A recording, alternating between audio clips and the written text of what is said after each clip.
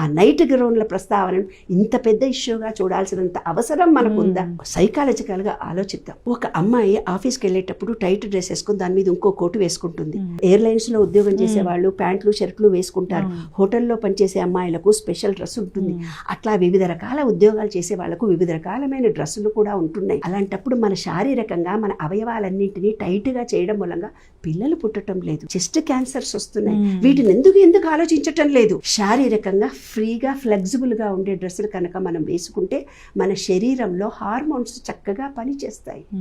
బయట ఉద్యోగాలు చేసి యూరిన్ వెళ్ళడానికి అవకాశాలు లేవు. కిడ్నీలో రాళ్ళు వస్తున్నాయి ఆడపిల్లలకి. ఎవరమ్మా అర్థం చేసుకునేది? ఆమె బయట ఎక్కడ రోడ్డు మీద మగవాళ్ళలాగా యూరిన్ పోసుకుంటుందా? ఉద్యోగం చేస్తూ ఇంటికి వచ్చేదాకా గ్లాసు నీళ్ళే తాగుంటుంది. ఆఫీస్ అంతా బాగుంటది, చాలా చోట్ల మనం కలెక్టర్ ఆఫీస్ నాన్న, నేను కలెక్టర్ ఆఫీస్ లో ఎగ్జిక్యూటివ్ కమిటీ మెంబర్ గా పనిచేస్తే ఒక్క బాత్రూమ్ ఉండేది కాదు. నేను పొద్దున 10 గంటలకు పోతే 12 గంటల వరకు మళ్ళీ ఇంటికి వచ్చిన తర్వాతనే బాత్రూమ్. మళ్ళీ నీట్గా ఉండవు.